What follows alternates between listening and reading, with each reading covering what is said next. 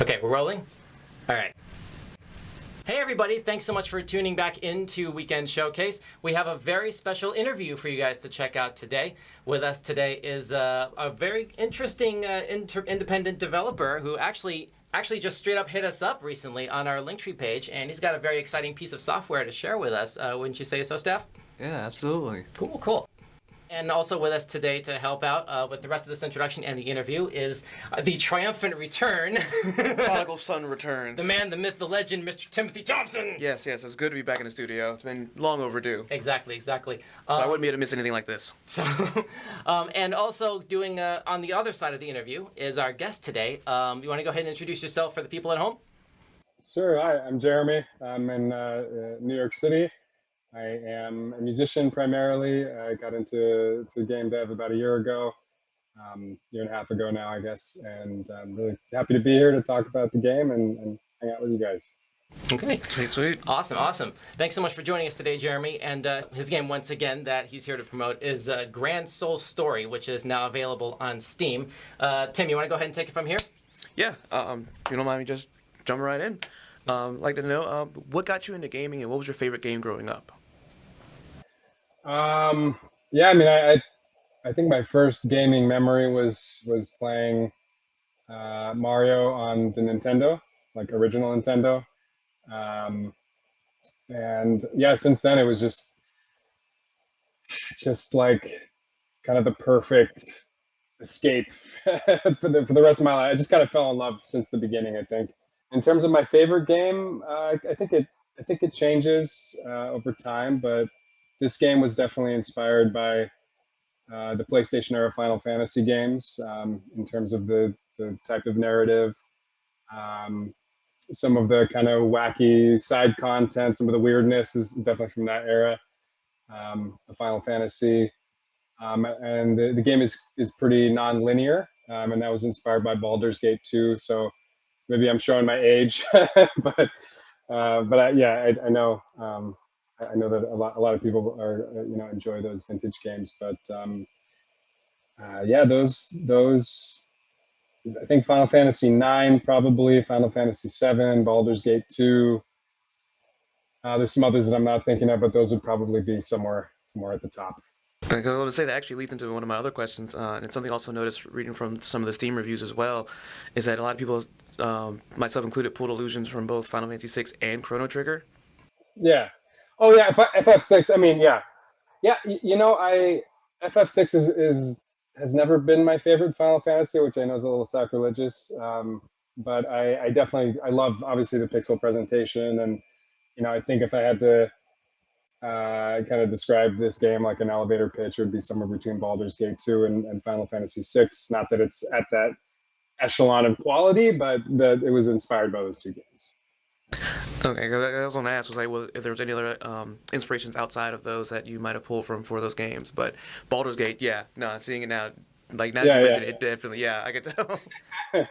Yeah, actually, it was also inspired. I know some people hate like adventure text, because it's just me. I don't have any animators, so I have to like describe a lot of what's going on in text.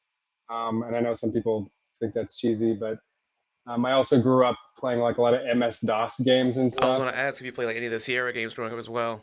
Yeah, exactly. Sierra games, and those are all about text descriptions, and that's something, that's like the oldest of the old school, text adventure. Like that's where it all kind of started. So it's something that I leaned into just out of necessity because I couldn't animate things very much, but I also really enjoy that. I enjoy that style of kind of old school. It's almost Dungeons and Dragons style, like description. May I interrupt with a question really quickly? I want to follow up on something that you mentioned really briefly a moment ago. You said that you didn't have any backup animators, excuse me, to sort of help with the production process of this game. Is it then safe to assume that there were AI elements that were used in here? And if so, can you describe the process of working with AI for this game? Yeah. The AI came out of necessity. Just, I mean, it's really fun to use for sure, but mostly just came out of financial lack. I'm in grad school right now. I'm working to become a mental health counselor, and I just have limited time, kind of limited bandwidth.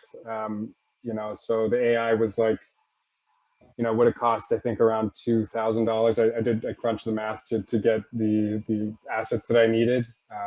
So I used AI. Definitely been some backlash. There's been some people that really are not into that. But the process of it, it takes a long time. It's not like you just say create 80 enemy sprites and then it just gives. No, it's like every single one took like an hour probably to describe it the right way, to create it, and then to vectorize it and all that other stuff. So it took some work. But yeah, basically it was just it was the enemy battlers. It was the portraits of the characters in game and the pictures. So there's a mini game where you can take Polaroid pictures, and those were AI generated. One last question, and then I'll throw it back over to Tim. I you're fine, promise. Like, what do you say then to the detractors and the critics who then would try to sort of be like all or nothing? Listen, this is either 100% human creative effort, or like even the slightest smidgen of AI doesn't really make this a legitimate project. Like, what do you say to those critics? I mean, I think more of the major issue that I picked up on when I was talking to people was that there was like theft involved in the AI learning, so that they were using artists' art without their permission. In terms of the effort involved, I think it's sort of akin to saying like, oh, you guys are using digital instead of film. Like you should be using film stock to do it, because it's so easy to just do it. It's like human progress is based on simplifying and making things more and more efficient. So that's kind of how I see that. In terms of the amount of effort, like I put like thousands of hours into the game, into the writing. I did the heavy lifting in the areas where I had the ability to do so, in the writing, the storytelling, and the music. I composed the whole soundtrack. So Wow. it's not for lack of effort. It's just I'm a terrible artist and didn't quite have the bandwidth or the money at the time. Obviously, I would love to work with a pixel artist. I would love to pay somebody, but I just don't have it. I don't have the money for it. But yeah, it's not a black. I just don't see it as a black and white thing. It's like, yeah, it'd be better to have a person doing it, but there was a lot of effort put into it. I put my heart and soul into the game, and um, I don't think I don't think one negates the other. It's just like, There's yeah, like areas, pockets of gray. yeah, exactly. It's somewhere in the gray, and yeah. Staff, do you have any follow-ups that come to your mind, or we just pass it back over to Tim? We'll pass over for now. Okay, all right. Keep it percolating. Keep it percolating. So. Yeah. Okay, all right. Tim, go ahead. So I was going to ask this, but I think we might have already touched on this already. But I was going to ask, what got you into game development, and then what was the process in getting started? Yeah, I mean, I think it's just always been a dream of mine, as a gamer. Maybe not all gamers feel that way, but when I've been playing games, like I've been like, man, I'd really love to do it like this, but also add this or do this, and so it's just always been a dream of mine. Yeah, I just discovered a software that I could use that was accessible for somebody who's not not a coder or a programmer, and just started the process, and then it kind of picked up steam on its own. I don't think I set out to make a game. I just started messing around with the software, and then I was like, wow, this is the most fun thing I've ever done in my life. So then it's I mean, you could ask my wife. It's kind of kind of an obsession. I get that, because there's definitely been points in time where I wanted to get in game development myself. I had about 2 ideas written on paper. One of them I pretty much got to see turn into a game. I pretty much had the idea for Octopath Traveler before it came out. Careful. Can you prove that? No, because none of it's written. No, but I mean, well, but you know what I'm I saying. had a concept similar to it, pretty much. Okay, I was like, oh, well, glad all right. this worked out. All right. So I kind of had a follow-up question to that. So have you ever had an idea for a game that you didn't get to make, but kind of sort of somebody beat you to it, so to speak? Um, Or was this kind of like your first like real foray into it? in terms of beating me to it, I mean, obviously the game, there's borrowed mechanics from like Octopath Traveler 2. Like a lot of Mhm. the combat system is essentially Octopath Traveler 2, plus a couple little bells and whistles. But It's a good combat system. yeah, it's just a great combat It's a good system. system. And I looked up online that you can't necessarily trademark like systems. So I'm like, Yeah. okay, I'll borrow some ideas because it works really well. I remember hearing some stuff like talking about when you have composers who sort of like overlap a little bit. Like for example, Yeah. there are elements of. Did you see No Time to Die, Daniel Craig's last Bond film? Yeah, it's been a minute, but yeah. So that film came out in 21, tail end of 21, and they brought in Hans Zimmer to compose the music for that. And if you listen very carefully in certain sections, there are elements of Zimmer's previous works that you can hear throughout that soundtrack. For example, the section where in the beginning of the film, before the title sequence, when like when the car is like doing the smoke screen and spinning around and shooting everybody. There's a section of music that Hans plays during that he actually composed for the second Sherlock Holmes movie, the Robert Downey Jr. thing. The section where everybody's running through the forest. That same piece of music is played during the James Bond movie. It's really bizarre, but it speaks to like I guess what you're talking about here about how there are only so many chords in existence with which to compose. Also, it's like his own music. It's like, of course I'm going to use my own stuff. Yes, but also don't forget, like that's a completely different franchise, a completely different IP owned by a completely different studio. Like Universal was the distributor for No Time to Die, not That's Warner. true. That's fair, too. So, Also, who's going to tell Hans Zimmerman no? Say again? Also, who's going to tell Hans Zimmerman no? Exactly. I don't know who's going to tell Hans Zimmerman no, but Hans Zimmer definitely no. No. I mean, Hans Zimmer, you know what I know mean. what you mean. I'm just messing with you. What made you decide on the name Grand Soul Story? It was originally Grand Soul Saga, and there's another game on Steam called Soul Saga, and the guy reached out to me and he was like, "Yo, this is too similar." And I had already like made a bunch of graphics and put the title everywhere, so it was kind of a pain in the ass. But I just wanted it to be, copacetic, so I changed the title to Grand Soul Story.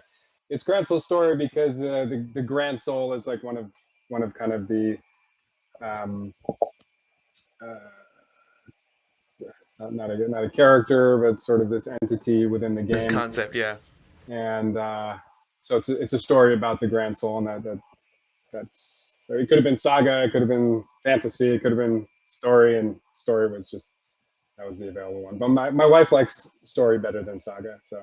I think it rolls off the tongue. It does roll the tongue a little bit better. Yeah. I like it. So if I may, really quickly, just without spoiling too much about the game, can you tell the audience like what is the Grand Soul that you're talking about here? It is a little bit of a spoiler, but there's basically actually it's very much a spoiler. I think you have to kind of get in. You kind of have to get in. But basically, It's worth it. I guess you could say the Grand Soul is kind of this this sort of infinite matrix of information. It's like the internet essentially within the game, but it's also a communication interface. It's Oh wow. it's this kind of connective technology, online network that is being used for nefarious purposes by the villain of the game. How far did you get into that game again? I know it's not beaten yet, but it's Not like beaten it's yet. a lot. There's a lot. There's a I lot read to into that it a little game. bit. There's a lot. I think in I this also kept game. running the side quests, which actually brings us to my next question. Okay. One of your don't want to spoil much, but one of your companions in the game has an addiction, and if you talk to her, you end up unlocking a side quest in which you can actually put her into rehab. So my question was, Spoiler alert. yeah, well, No. I didn't get that far yet, but my question was, now knowing that you are going to grad school for mental health, was that an influence on your story design for the game? Oh yeah, big time. Yeah, I'm not shy to disclose, but I'm in recovery myself. I've been clean and sober for 10 years, and Congratulations. yeah, thank you. And oh, nice. So yeah, it's kind of near and dear to me, and it's something that I wanted to explore in the game. It's kind of one of the themes of the game. And there's like a drug epidemic going on in this sort of city state, and there's a lot of people that are not doing too well, and so yeah, I came from personal experience, and I also work in a inpatient rehab with people that are pretty down and out, so it's kind of my daily experience working with folks that are struggling with substance use, and so I tried to do it justice. I tried to tell that story, what that looks like from my experience and from knowing a lot of people in recovery.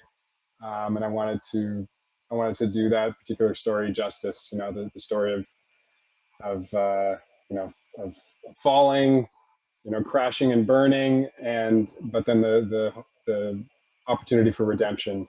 And so I wanted to capture that in Elsie's story, who's the character. Yeah, because definitely I remember when I got to that point, I was like, I have got to ask him about this because this was good. Nice, I'm glad you like it. I can do this. It's like I feel obligated to help her now. See, that's funny. It's funny that you describe that emotion in that way, because I remember like a few like there were some side quests, and like I would even go so far as to lump Fallout in with this, where it's like where you get emotionally compelled into what? There's actually, you're right. There is one where there's get back to the microphone. Get back to the microphone. There's something like that in Fallout. In for, Fallout 4. For the audience, this is Zen, our cinematographer today. Basically, he's normally on camera, but we don't have another camera for him right now. But go ahead, Zen. Sorry. But yeah, like you were saying, I actually wanted to just build off of what you were saying and what you were saying. Fallout 4 actually has something like that. It's not really. She was addicted. You couldn't really help her with her addiction. I'm trying to remember her name, but she was a fighter. She was in the. She was basically being used. Was she one of the ghouls? No, she's not a ghoul. Okay, she was just a human. And she was suffering from addiction, and to pay for like the stuff that she was getting for her addiction, she would fight in like basically in this ring, and you could get her out of there. Mm-hmm. But it doesn't end well. Oh. Yeah. Oh no. Well. Yeah. Jeremy, do you play Fallout? Does this sound familiar? I'm sorry, that sounded like Kenny from South Park. I was like, oh no. Well, no, he was describing I guess, was this a companion? Yeah, or? It's a companion you can get in Fallout, yeah. And was going through an addiction and sort of situation as well. This was a fighter kind of character, basically. But she never, you couldn't help her get over her addiction. That's the difference. Right, okay. That's the difference. That's what I was saying. Yeah. She ends up she goes back and then she ends up getting her face smashed in. Yeah, it was kind of sad. Sometimes side quests are just better than the main quest, man. Yeah. It just happens. Yeah. Which Fallout was that? Fallout 4. Oh, 4. Yeah, last one I played was New Vegas, but I have to check out. The best one. You don't need to play any other ones. You're done. That's it. Yeah, There's no more Fallouts after that, actually. What's her name?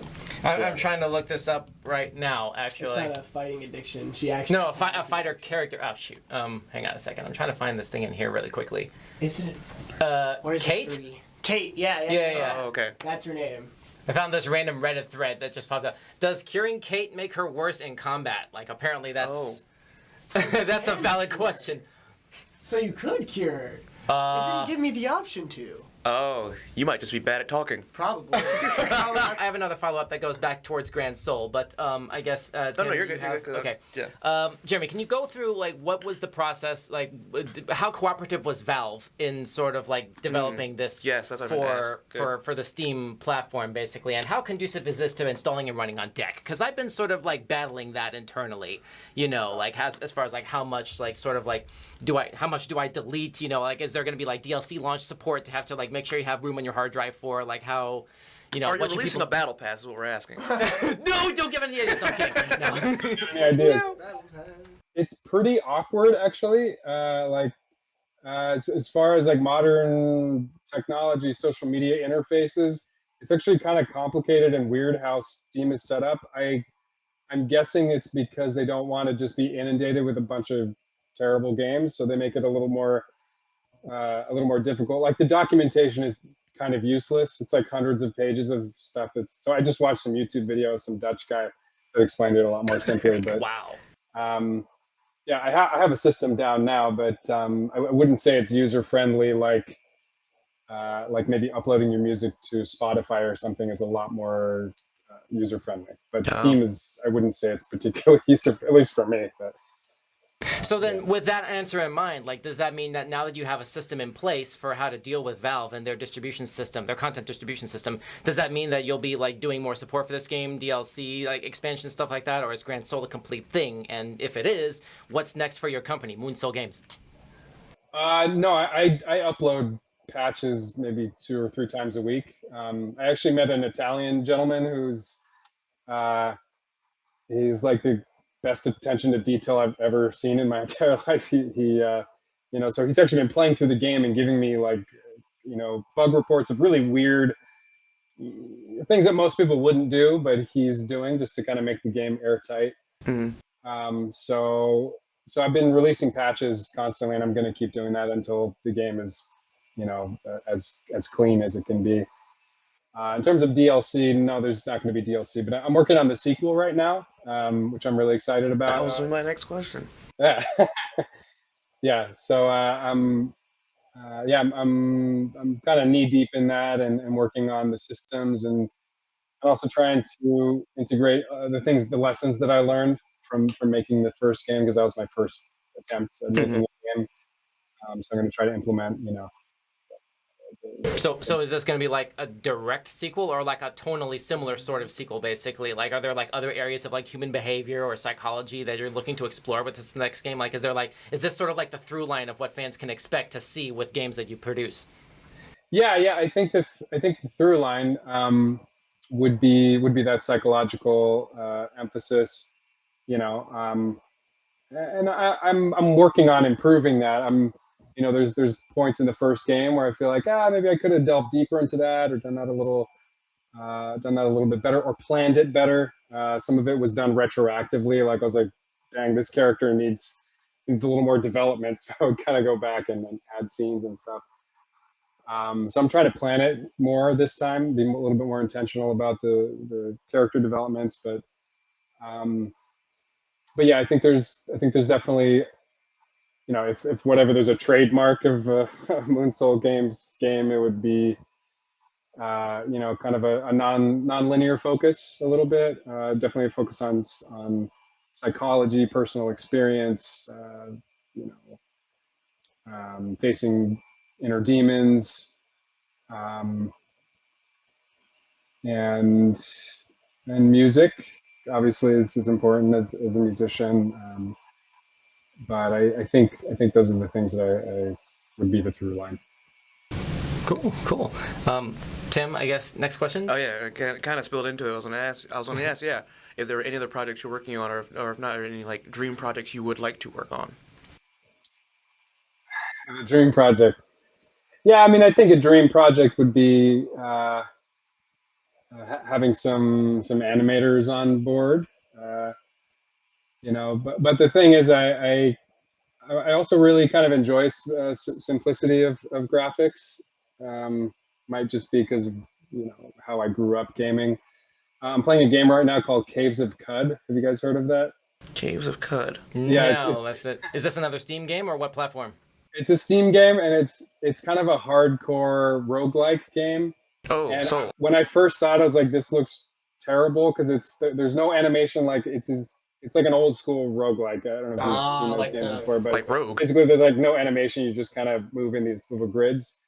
But something about the music and the lore and the world and the descriptions and the interactions is so intoxicating and so interesting. And actually the simplicity of it allows my imagination to kind of go wild. And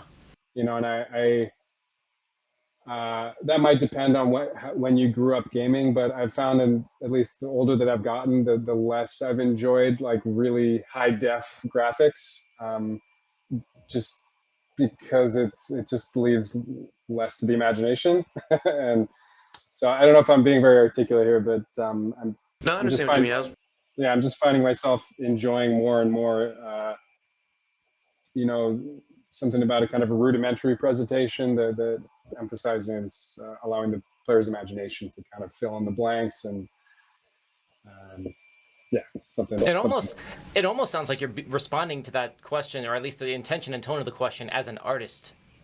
Like really, like when you say about like it doesn't leave enough to the imagination, it's like, of course that's going to be a point of frustration. Of course that's going to be an emotional, psychological pressure point when you're trying to experience what this game has to offer in terms of world building, in terms of storytelling, and it does all of the articulating for you, such that you're not able to really sort of immerse yourself in a way that really is only conducive to an experience that this specific player, specifically you, would be able to extrapolate from this game.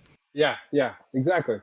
It's the pleasure of a novel. I mean, I'm sure when people first saw movies, they were like, this doesn't compare to the movie theater in my mind when I read a novel. I've found myself kind of leaning towards games that emphasize that kind of immersion, where it's not all so. Obviously, I love games with great graphics. It's amazing, but Right. um, Final Fantasy Final Fantasy 7 is a lot more interesting to me than Final Fantasy 16, even though that looks like a freaking blockbuster movie happening before your eyes. It's incredible, but But I'm the same way. I've had plenty of fun with games that are like lower quality graphics, but like the gameplay was amazing, the story was amazing, the music was amazing over like some of the higher quality stuff we have now. So yeah, and then there's some people I think that are, uh, seeing the future. The future is indie, right? Indie games and the kind of the death of the AAA title, just because it's so expensive to make, and um, the next generation is going to be a lot more indie focused. And who knows with AI? Uh, I'm sure AI is just going to become more and more accepted. I can't imagine a future where like people look back on this time where people were sketchy about AI and be like, oh my god, is that's such backwards thinking. Like we use AI with everything now, 20 exactly. years So we're gonna see feel like that, it's gonna be that so shift in integrated. focus sooner or later. Brave new world, I guess, that we find ourselves in today. I think Steph had a thing, right? So, those who are starting out in game development, what advice would you give them to get started? Such as like YouTube or books? Like, what advice would you give somebody who's starting game development? In terms of like resources to check out, I mean, yeah, YouTube has everything you could possibly need. It just depends on how dedicated you are to learning whatever the program is. I would say my main advice, just as somebody who made a game, is just to release it, just to get something out in the world. I think it's easy to get caught in perfectionism, and for me, it was just like I poured my heart and soul into the game, but I knew it wasn't like some perfect product. I knew parts of it were a little janky, um, but getting it out in the world allowed me to get actual feedback so I could improve it. And I had the passion and the willingness to want to continue improving the game to make it the best it can be. It's not like I just released it and like, oh, whatever. So I had the desire to make it better.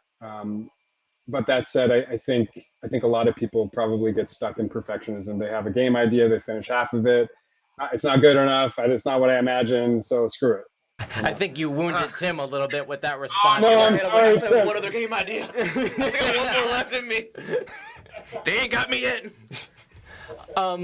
Release your game, Tim. Get it out there, man. I'm gonna do it. I'm gonna do it for you. Exactly. Sure, man. Really last follow up to that one. Are there any specific like YouTube channels or books or like things that really sort of stuck out to you as like really sort of influential, motivating or instructional resources that were instrumental in your journey to making Grand Soul Story a reality? Like what are some really good specific places to start out with that you think would be good to sort of give a shout out to? I mean, Reddit. It was mostly forums for me. I mostly was on forums. For some reason, reading is just easier than watching a video because they always take a long time to explain it, but reading I can just kind of skim. So I was doing more reading, more forum, scrounging. But other than that, I mean, gamers are passionate people. Like we love video games. So I think just playing the hell out of every game, just diving into their art form, because there's so much good stuff out there. So many great indie games, so many cool ideas. I think, yeah, just being willing to try out games, play games. I think it's like the best way to learn. That's the best way to, or one of the most important tools for learning how to write, how to make films, how to make music, is just listening, just inundating yourself with the all the great stuff out there. Cool, awesome. You know, I haven't been wasting my time. I've been studying for 32 years. I mean, hey, but you never know when that information is going to actually be useful, later in life. That's true, because actually, from playing certain games, I have learned more about like what I want to implement in my games and not than. Yeah. So So yeah, there you go, pretty much. I mean, no, there's nothing to replace like studying. I'm not saying don't study, like all that. That's super important. You need to know the Yes. Stay in school, kids. You heard it here first. What is your favorite genre of games? Like, what made you decide to make Grand Soul into a JRPG, or well, not a JRPG, but an RPG? Yeah. No, I mean it's pretty much a JRPG. Yeah, I mean I think it changes. I'm not sure I have a favorite genre. I'm not like super into FPS type games, but trying to think what it is. I just love immersive games. I love Breath of the Wild because it's just so immersive. It's just the music, the design, everything coheres together to make this experience. It's just amazing. And I guess I've found myself kind of getting more hardcore over the years. Like I think I used to like more accessible mechanics, and now I do enjoy games that are a little more dense and like kind of difficult to understand. And that game Caves of Cod is kind of a good example of that, where you have to work a little bit. Like it's not like it's just easy and accessible. You have to kind of dig into it a little bit, and that investment of attention, that actually is part of the satisfaction of the experience, because you're giving something to it, you're investing something into it, as opposed to it just being like plug and play, ready to go. So I found myself, Baldur's Gate 2, some of the CRPGs that are very dense like that. Okay, cool. Let me see. I'm trying to find one other piece of information about this game. Dagnabbit. All right. I guess that's basically about it. If you don't have any other, unless there's any other information that you'd like to share with the people at home regarding Grand Soul, or anything else you'd like to share at this point, the floor is yours, man. No, I appreciate you guys open up the space to talk about the game, and I come from a music background, and I love making music. I love playing music and recording music. But I have to say, like, it's a lot more fun interacting with gamers. Some gamers are just so like passionate, and I've had people that just tear the game apart, but it's cool because they're invested in it. They love it, They're like they're passionate about it. So there's no such thing as bad constructive criticism, it sounds like. I mean, there's some that I would say, okay, that's just their Not thing. all gamers. Never mind. Yeah. I'll say not all gamers deserve opinions. Ooh. Seriously, you're right. I work at GameStop now, so bruh. Ooh, that's right. I forgot about that. Like some gamers don't deserve opinions. Yeah. I mean, some opinions I'm not gonna take on board as much, but I guess what I'm trying to say is like releasing music, like people are just kind of, I don't know, not as like engaged, but the gamers they're fun because they'll just tear your stuff apart and or they'll really love it and they're like, wow, this is amazing, and they just give a lot, and I really enjoy that aspect of it. It's a passionate community, and that's really cool. There is such thing as tearing something apart in a good way. Other than that, the game is on sale June 27th, so get your copy. Great time to check it out. Until when? June 27th? June 27th to July 10th or something. It's a Steam sale. All right, so that and how do we pronounce your last name? I'm sorry, Reineck? Reineck. Wow, yeah, that's actually correct. Reineck. Wow, I nailed. Swish. That would have been embarrassing otherwise. Well, anyway, no, but okay, cool. So I guess that's all the time that we have for this particular interview. Thank you so very much for spending time with us talking about this game today. Thank you so much. Our guest today was Jeremy Reineck of Moon Soul Games. His game is Grand Soul Story. It's available now on Steam. It's overwhelmingly positive reviews, I would like to add. Yeah, Yes. more positive reviews. Yes. Awesome. Thanks so much for your time, Jeremy. Thanks so much for having me, guys. It's great. Thank you great for being here. to meet you and hang out. And please feel free to come back when the next game comes out. We really love to hear Yeah, and read about that. If you don't reach out to us, I'm gonna reach out to you. I'm gonna find you. I'm gonna talk to you about the next game. I'm gonna talk about this game when I finish it. This man will, sir. I love RPGs, so like being invested in this one, I will find you. Cool, man. Cool, yeah. He will find you, and he will play your game. I will. I want to play your game, Tim. Uh-oh. Oh man. See, now Yeah, that's man, something. come on. Here you have another dev, Right? like Ah, actually right in the straight up feels. daring you to finish your passion project, sir. Got you, man. If you need help, I'll help. Shoot, I gotta start it right now. I only have a computer now. All right. Thanks for watching. We'll catch y'all next time. Bye-bye. Thank you.